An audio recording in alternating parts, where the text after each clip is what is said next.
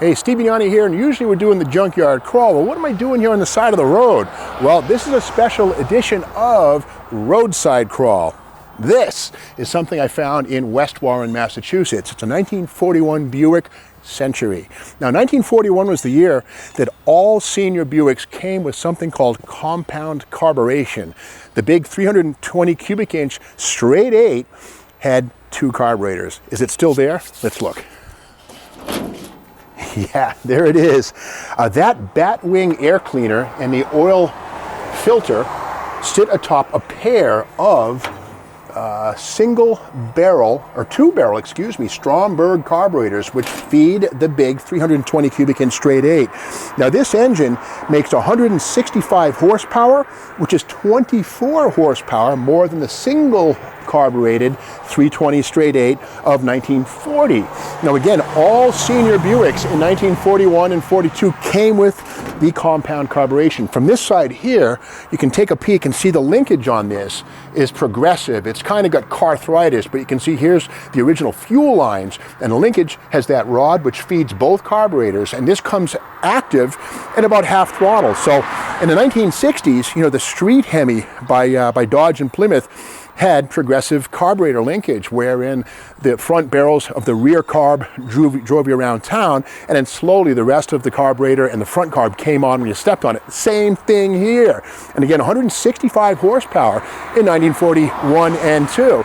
Now this is a Century. And the Century basically is the full-size Buick 320 in a medium-sized car. And it was one of the first muscle cars by many people's estimations. And those arrived in 37 or 38. And the Century took its name from the fact it would go 100 miles per hour. And so this is a really cool piece right here. Now the Buick Straight 8 is a special engine. If we come around to the other side, we'll see how tall and crazy this thing is.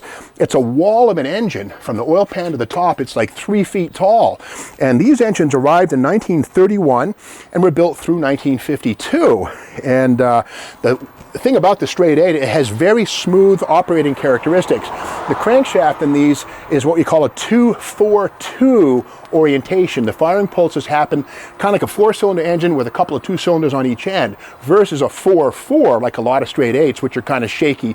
Well, this, the 2-4-2 firing order and orientation on this made it a very stable, steady engine. And another thing too is Buick engines since 1931 with the straight 8s had overhead valves. So there's push rods, there's no flathead stuff going on here.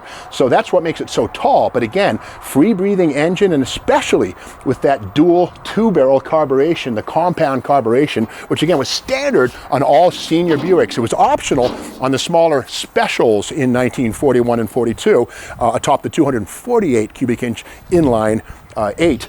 Something too also I want to point out real quick before we close the hood is the shock absorbers up front. From the very beginning until 1953, the shock down here, that thing right there, that is called a lever type hydraulic shock. In 1954, Buick went to the more popular and traditional telescope style hydraulic shock, but inside of this thing here is a piston that reacts to and resists the up and down motion of the car. So that right there is a Houdale, that's the manufacturer, lever type hydraulic shock. You can actually unscrew this here and tune it to be stiffer or softer. But really interesting stuff, and that's the knee action upper and lower A-arm suspension, coil springs, no torsion bars, no airbags in 1941-42. Now here's the 4-door body. I'll open the back door, you can take a peek through and look inside. Now no automatics, no Dynaflows in Buicks until you get to 1948.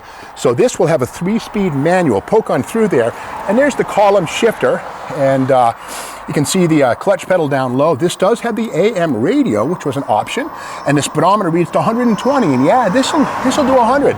Again, it's a Century, part of the picture of these things. Now, Buick was in 4th place in 1941, selling 374,000 cars. 1st place Chevy, 2nd place Ford, 3rd place Plymouth, 4th place Buick. And again, 1941 was the last full year of automobile production before Pearl Harbor, 1942. And they abbreviated the 1942 production year to switch over to materials for war. So again, 1941, last full year of automotive production before World War II and the break of 42 through 45 when cars weren't being built in big numbers. Now inside of the trunk, you can see some of the original sort of gunmetal gray paint, nicely preserved car in some ways. And look at this right here. Here's some of the tubing for the heater and the cold air system. And this thing right here, this sits behind the grill.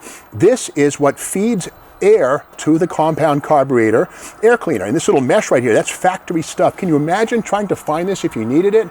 But again, Buick did have dual carburation in 1962, 3, 4, and 5 on Grand Sports, Rivieras, and Wildcats, the 425 dual quad motor. But long before that, twin carburetors on a Buick, oh yeah, here it is, 1941 and 42 on the compound Buick with the big straight 8.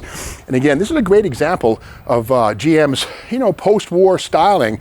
This basic, the potato style, as they called it, ran from, I think, 1939 or so till about 1947, 48. And then, of course, Buick went into a more streamlined fenders tucked into the body. But this bolt-on fender configuration here was pretty much the standard of Detroit for the first 4 decades really. And this does have something kind of cool. Think about Mustang Mach 1s with the slats, the sport slats in the rear window. Well, this is similar. These are Venetian blinds. That would have been a day 2 add-on, like J.C. Whitney would sell these, and it just basically keeps the sun off your back in the back seat. But that's an interesting little day 2 accessory, probably worth a few bucks if you're restoring one of these cars. The hope is that this car will live on. A fellow named John here in West Warren owns a junkyard and a pretty successful businessman around here. He owns this car, and he's no dummy. I'm sure this car will be preserved or put into the hands of somebody who will treat it right. And if you want to know more about it, just look up John Fidgel, Warren, Massachusetts. You do the rest, and maybe this is for sale. I don't know. But it's in good hands. At least it's not going to the junkyard. So again, it's a great example of how you can find neat stuff on the side of the road if you look hard enough. Again, don't touch it unless you have permission. And John said, yeah, no problem, Steve. Make the video. It's all good. And speaking of videos, if you like this video, be sure to subscribe to the Steve Maggs YouTube channel. There's lots more.